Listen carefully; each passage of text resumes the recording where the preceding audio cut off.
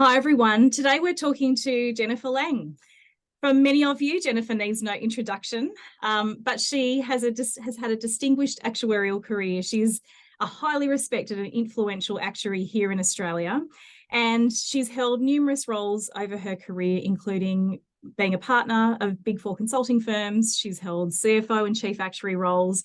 She's currently sitting on 5 boards, and in 2020, she was Actuary of the Year for her contribution to the profession. And in particular, being the convener of the COVID working group, of which I was fortunate enough to serve with Jennifer on. So, Jennifer, thank you for joining us today. Thanks, Julia. It's great to be here. So, I thought there's so many things we could have talked about in this half hour, Jennifer, because you have had such an interesting and diverse career and have lots of interesting insights to share. But we're going to focus just on some of your stories and reflections and tips around leadership today. And I wanted to start by saying that, of course, you're on my short list of people that I wanted to interview for the podcast, because you've been a role model of mine ever since I started my career as an actuary. And but also Sheridan and Sri have also nominated you for this. And in particular, they were wanting to hear a little bit about what you're up to now. And I noticed that you're on 5 boards at the moment. So I wondered if we could just start by hearing a little bit about what that's like for you. How do you choose board roles, and what's that transition from executive to non-executive like? Well, I'd always been kind of my long-term ambition was to be on boards because I thought it was a really interesting way to contribute to a company. And so I'd kind of had this long-term idea that I would do that. So for a long time, I'd been thinking, what skills do I need? How do I do that? And then when my last role naturally finished, I was CFO of CommInsure, and CommInsure was sold to AIA and to Hollard. I finished up and decided to go and look for boards. And what I think the most important thing is actually not that different from any other part of your career, is to think about, what do you personally bring? What are the skills that you have?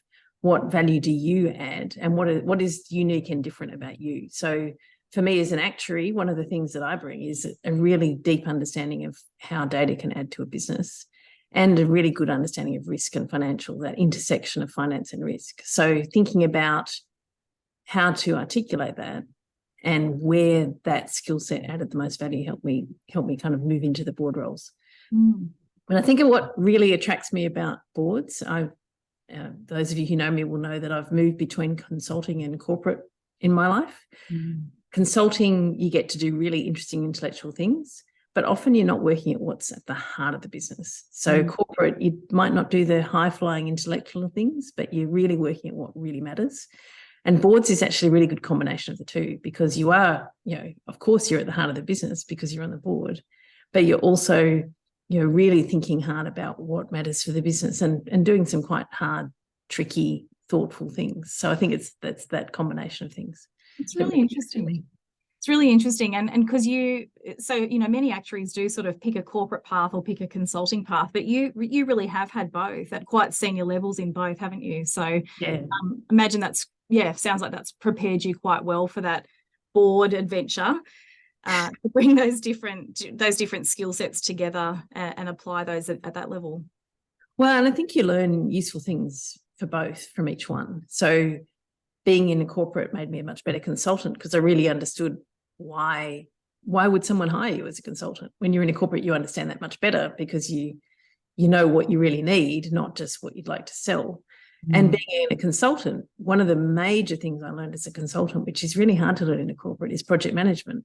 How to articulate what project you're doing, what is the point of it, what's the scope, why are you doing this, why are you not doing it. All of those things are really important in corporate life, but you're much more likely to learn them as a consultant. So I've always wanted people who are in my teams to stay with me, but when they're kind of thinking about stretching their wings, I've thought that, being on each side is actually useful in both cases. Yeah, it's good to understand both sides of the fence, so to speak, and understand the challenges, and to be able to really put yourself in the shoes of if you're a consultant, of your client, or if you're a corporate, understanding what the consultants can do as well, the additional skills that they might have. That's really interesting. And so So tell me a little bit about making that transition between the two. So you said that when people in your team are thinking about taking a different role, so maybe you were a senior consultant leader or a senior corporate leader, and then someone wanted to make the switch. Do you think there's a right or a wrong time to make that switch between consulting and corporate? Or what do you think, what sort of advice do you give people when they're thinking about that switch? Well, I mean, it's not necessarily a switch, but when people are talking to me about what they want to do next, for me, the most important thing in my career has been learning something. So it's about, what are you learning and who are you learning from? So, what do I learn in this new role? And if it's exactly the same as my previous role, what is the point of it? So sometimes when you look at many careers and you think, well, that must have been deliberate. In most cases, it's not.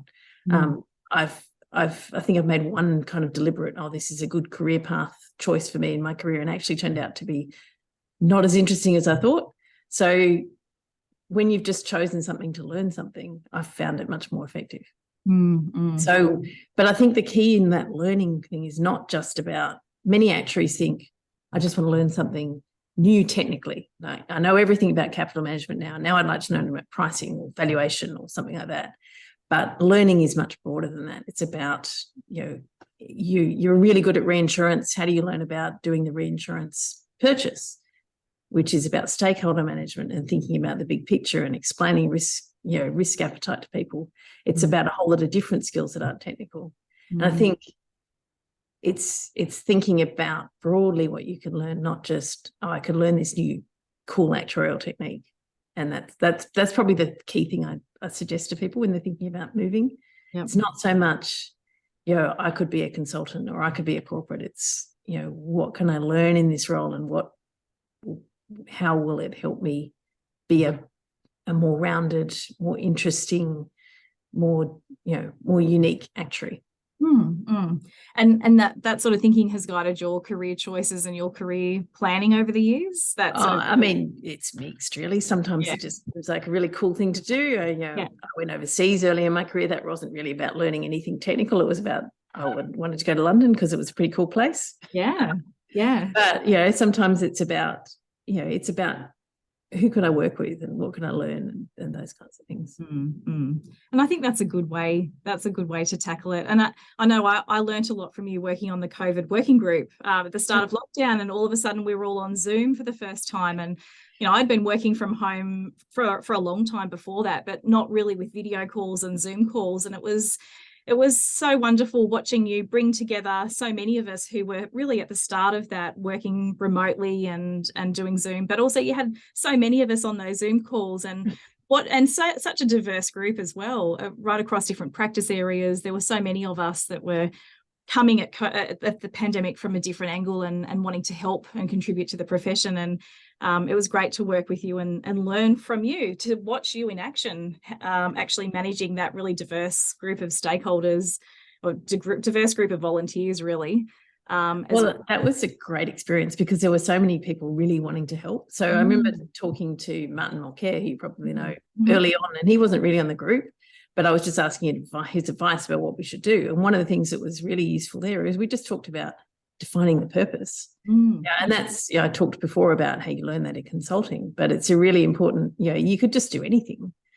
But if you don't have, what is the point of this group, then you just go around in circles. So that first point of, why are we here? What are we trying to do? What is our unique skill set? What do we bring as a profession to this? And we checked in on that every little while. And I don't think we got it perfect. There were a bunch of things we all wanted to do, but nobody was that interested in what we could do. And there were a bunch of things that we did really successfully. So it's kind of, I think there are a lot of things I learned from that, just having such a diverse group and having to chair a meeting on Zoom for the first time. That was pretty exciting. I know we're all used to it now, but at the time it was like, oh, how do you do this? It was very new. And I do remember you checked in quite a fair bit to sort of go, so what is our purpose? Are we still on track? Is this still the right purpose? Has this purpose evolved? And I think that's one of those really important skills. It's an important skill that you brought to that setting, but also in a project environment or in a corporate environment too, just periodically checking back and saying, well, is what we're doing meaningful? Is it aligned with what needs to be done? And is it still the right purpose? I suppose, because it could be easy to just get off track.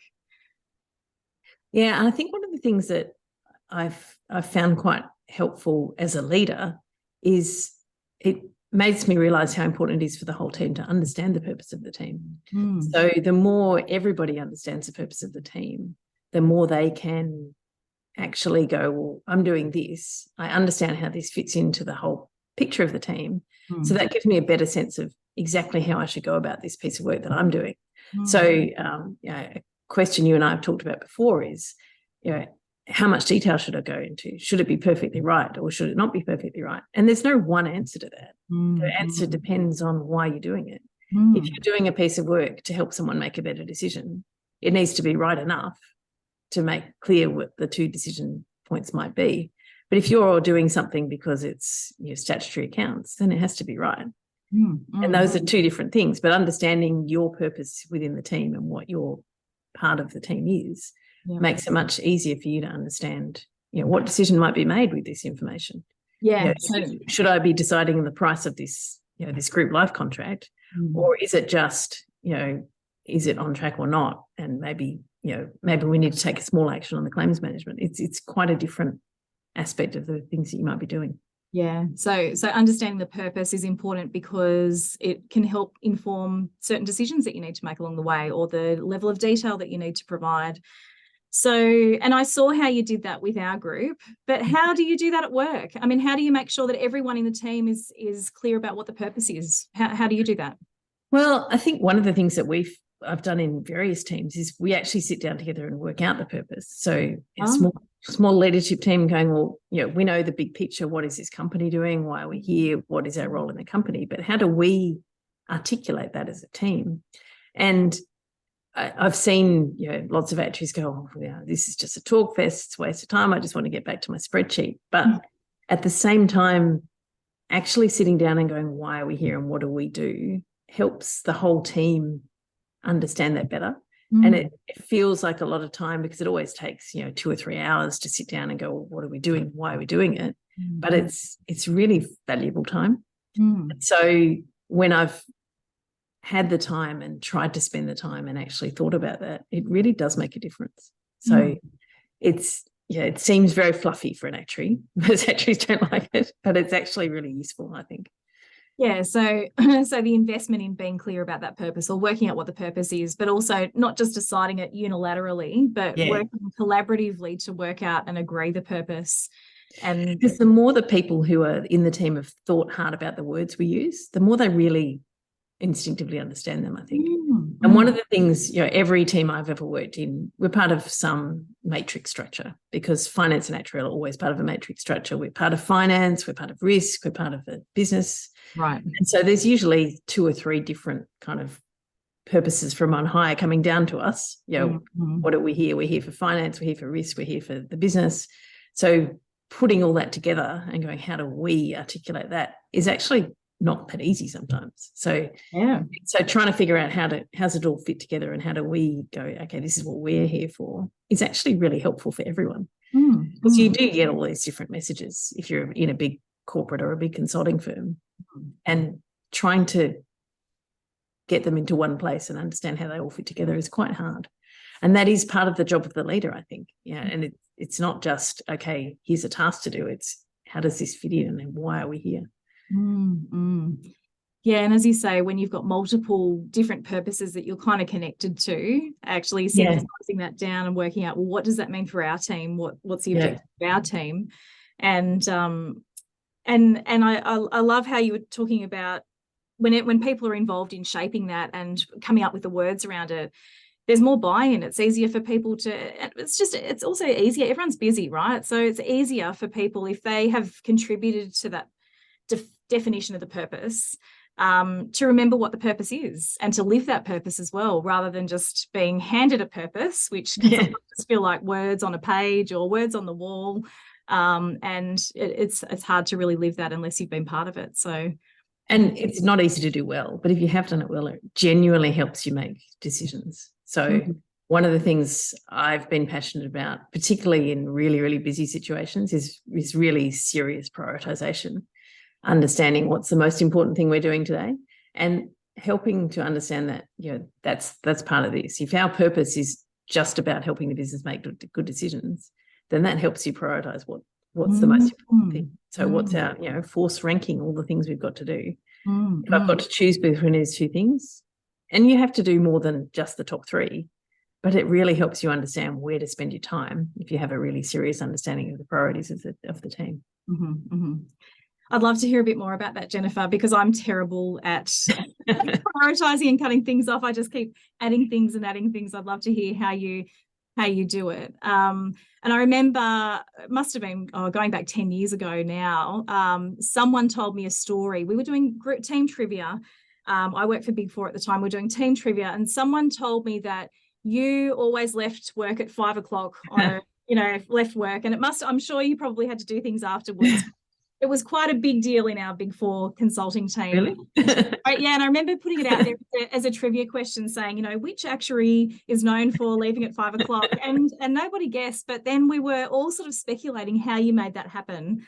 So I would love to hear a bit more about your prioritization and, how do you get really ruthless in a practical way when it just feels like there's so much to do? Well, the first answer to that is, how did I make that happen? I had no choice. So at the time, my husband was on North Sydney Council and he had a meeting at 6, 3 nights a week. And so I had to be home by 5:30 so he could get to his meeting so that we had childcare handover. So that's the first part of how it happened. And that's great because it means you have to do it. You've got no choice. But the other big thing that the mindset change I had when I had kids is that I had, I've got, I call it 40 hours. It probably wasn't 40 hours. I've got 40 hours a week. What should I do with that 40 hours? Rather than I've got all these things to do, how did I fit them in? It's a mindset change, I think. It's to say, well, I can't do it all. What am I going to put in here? And then everything else I can't put in here, I either don't do or I ask someone else to do. I delegate it. And it really forces that delegation. It forces you to go, well, what is, I used to use the phrase comparative advantage. I might be better than other people at a bunch of things, but what are the things I'm most better at that only I can do? And what are the things that they can do? Maybe they can't do it as well as I can right now, but they probably will be able to if I delegate it to them. And even if they can't, it's better that I do this thing that I'm really good at than the other thing that I'm actually not bad at, but they're nearly as good as I am, so who cares? Do you know what I mean? So it's about really understanding where you can make the most difference and just doing that. So, but the key thing that I'm not as good at it as I'd like to be, but I try, is that how much time have I got, and just putting the things in there that have to happen. But it's really hard to describe that mindset change, but that's what really did it for me. So having kids was that mindset shift for you where you kind of went, okay, well, I can't do everything. Yeah. I've got this much time available. So what's most important to fit into that time? And then things that aren't important. So you would just delegate those things or not do those things? Sometimes, I mean, I always have a long to-do list, and you get through half of it. And if something's moved on, if I've written it, I usually rewrite it once a week. If I've rewritten it 5 times, then it's never going to happen. Let's just be honest. And nobody really cares because it hasn't happened. So it can be tempting to just keep the list. But I think before I had kids, I used to kind of go, well, I can do more. I'll just stay up later. I'll stay at work later, and I'll just keep going. And you don't realize until you stop doing that just how ineffective you are when you're really tired. Yeah, it's actually counterproductive. You have to redo the work, but it doesn't feel like that when you're doing it. But if you're working, feels like you're hardworking, and but then the next day you go, well, what was that? Why did I do that? I'm going to have to redo it. It wasn't right. Yeah, absolutely. So you've talked a bit about the need to delegate things, and you also talked a little bit about sometimes you might be better at something than someone in your team, perhaps, but if you give them the opportunity to develop, they'll be able to do that. Talk us through how you make those decisions and how you can kind of feel confident giving something to someone that you'd probably do it better or quicker, but that it's a development need for them. How do you go about doing that? Well, I think sometimes it's easier in a mindset thing to have that selfish thought first. I can't do this, so I'm going to have to delegate it. But I think it's also about the more you understand the people in your team and where they're up to, the more you can give the right thing to the right person. Because often in a team, even if it's very clear what individuals' roles are, there might be some one-off thing that 2 or 3 people could do. Understanding where people are up to helps you understand who might get the most out of doing this extra task or this extra leadership opportunity. So we had a situation where one of our key people who used to run year end was basically off on a project. And so who's going to run year end? So I've got someone else to step up and run year end. She wasn't the leader and she was really technically good. And she was like, I don't know if I can do that. But we all knew that she understood the whole process, and giving her the chance to run it, she did an absolutely fantastic job. So it's kind of understanding people's strengths before they do as well. She had all of the building blocks of being able to do that running year end, and she became the go-to person for year end. Wow. Even when the original person came back, he was able to become much more of a consultant to the process. Right. So it's kind of how do you see people and see that opportunity that they can do things. So knowing their strengths and understanding what people can do and then supporting them to do it. And I think that's the key as well, just making sure that you're checking in enough so that they feel they can ask a silly question in a safe place and still make it happen.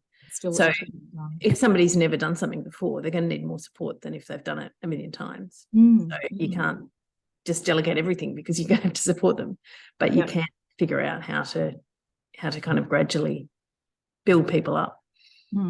So it sounds like knowing your team well and knowing their strengths, knowing what they can and can't do, knowing what they're interested in, knowing how much support they might need on a certain task, and then working collaboratively to make sure everyone's on the same page with what needs to be done are some great reflections that you've shared with us.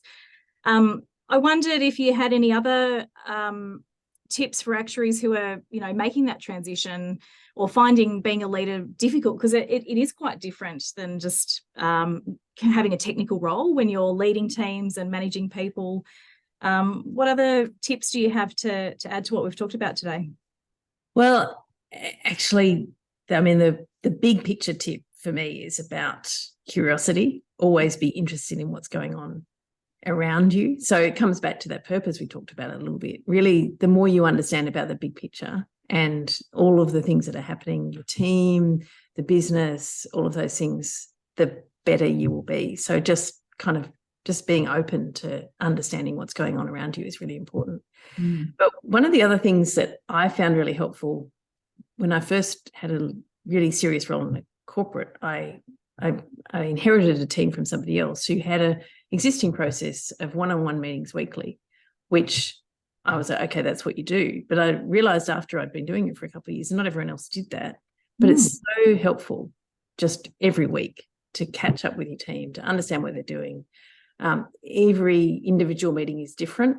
Some people were really formal and they had a task list, and other people it's just a chat. But at the same time, the more you really check in on a really regular basis, you've got that time every week, it really helps to just keep everyone on track. So I became a big fan of that kind of every week. And many people don't do it that often, or they just kind of, we just sit next to each other so we don't need it. But if you actually just check in and have a formal time that you're going to do it, I think it makes a big difference.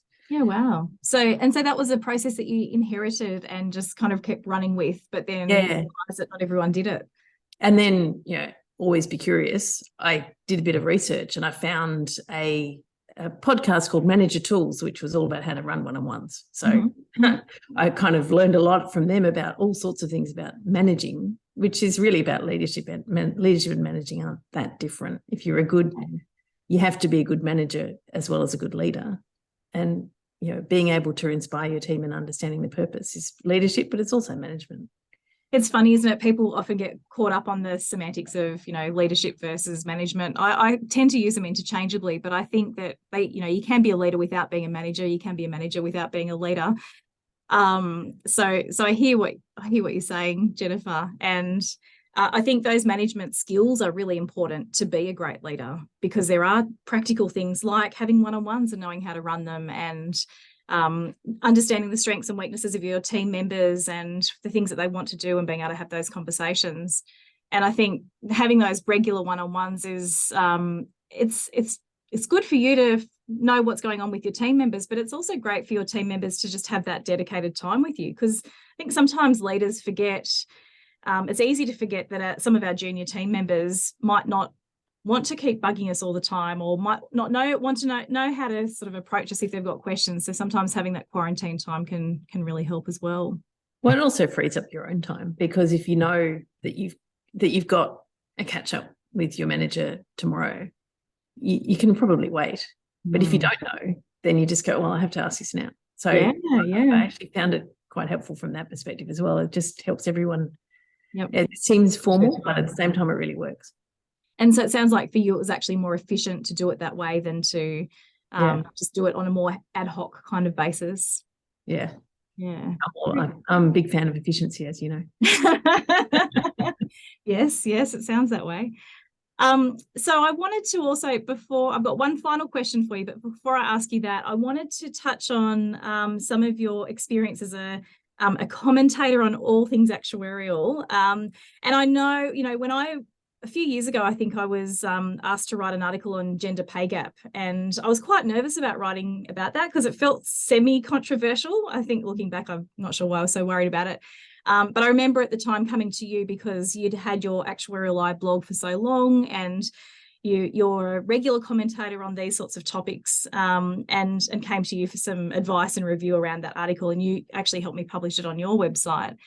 But I wondered, how did you start doing that sort of commentary type work, and what have you found interesting, challenging? Well, I've always been interested in writing because my husband's a publisher, so he kind of helps me. Oh. But I think what started it was when I was a consultant. It's important as a consultant to have thought leadership, so I thought I'd practice. It turned out that the consulting firm I worked for at the time didn't really want me to put something out that wasn't properly reviewed. Mm. So I did it anonymously for a while, which is actually really good because I could just write whatever I liked. Mm. And it really helps when you're writing for an audience, even an anonymous audience, to go, this worked and this didn't work. And it made me a much better writer. Mm. So practice makes perfect. Mm. One of the things I struggle with sometimes is that controversial stuff, actually having a point of view. It's kind of like, are you putting yourself out there? But I have learned over the years that having a point of view means that people read it much more. So you've got to get that balance of having to put a point of view out there that not everyone will like, but it makes it far more interesting to read. So that's the challenge I always have. But it comes back to that. For me, being interested in different ways that you can apply actuarial techniques to all sorts of things has been a great outlet. I've really enjoyed it. I haven't written a blog post for a while. Good reminder. It's about time I did something. Well, I think you banked some through COVID, Jennifer. You were running quite regularly on COVID. I started out doing a lot. I was doing that for a while. But I go and have a look at the ABS website and go, what interesting statistics are out there that I could write about sometimes, and just go, what could I write about next? What's something interesting that I could say? Mm. But the challenge for me is having something interesting enough to say, having a point of view at the same time as here's a different angle that people might not have thought about with the statistics that are there. Mm. So it sounds like just having a point of view and being authentic with your point of view, even though you know that people might not always agree with you. That's been a good. Well, I think for an actuary, I've got more of a point of view than most, but for most people, it's like it's quite reserved. It's like, how do you? I'm constantly pushing myself to have a bit more of a interesting and maybe slightly controversial viewpoint, but sometimes I'm too nervous to do it. Well, it's always excellent material, and you've got a big readership, a big audience that's following your work and has followed your work for a long time now. So it's paying off. Well, I think that's one of the other things I've learned about it, that if you keep going, after a while, it's like, wow, you've got a lot of stuff there. So I've found it really helpful. You know, I've now got a body of work that I can refer back to, but that only happens if you keep going. So sometimes just persistence pays off, and you feel like you're not making that much of a difference in all sorts of ways. But if you just keep pushing, then you look back after a year or two and go, wow, that's so much better than it was before. There's a lot. So my writing is so much better because I've done it. I've got that body of work. But at the beginning, I would never have dreamed that it would end up this level of, this much writing, this much material. Absolutely. Yeah. Well, so would you ever write a book? Or have you ever written a book? I've never written a book. I don't know. That feels like a big ask, but I never say never about Never these say things. never. I look forward to reading your first book, Jennifer.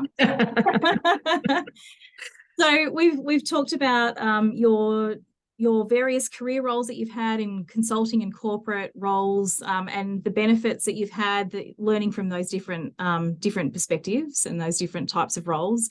You've talked a little bit about your board roles and how that's sort of been a nice blend of some of the skills you picked up in corporate and consulting and bringing that together. You've also talked about how with career planning, whether it's for your own career planning or for people in your team, you're focusing on what are you learning and who are you learning from, and using those sorts of questions to shape what your next move might be, rather than, oh, I want to be this, or I want to have this role, or I want to build another bit of technical experience, but what else can you learn that broadens you as an actuary? And you've talked a bit about some of the interesting reflections of being a leader and some of the challenges that come up around setting purpose and understanding the needs of your team members and being able to practically manage your time and also support the people in your team to get things done and to make sure everyone is building their skills as well as you getting done what your organisation needs you and your team to get done too. And you've also shared with us a little bit about your journey as a commentator and writer, and I very much look forward to reading your first book, because I'm sure that will happen at some point. But before we finish, Jennifer, I just wondered if you had one tip for actuaries who are stepping into that first management or leadership type role, what would it be? I think it comes back to curiosity for me. Just be really interested and curious about where you are, the difference that you make, and the environment that you're in. So learn as much as you can from what you're doing. So to me, it's all about curiosity. All about curiosity. Such great advice, Jennifer. Thank you so much. Thank you for your time today. Thank you very much. Will be very interesting for a lot of people. So very much appreciated. Thanks very much for having me, Julia. It's been great. Thanks, Jennifer.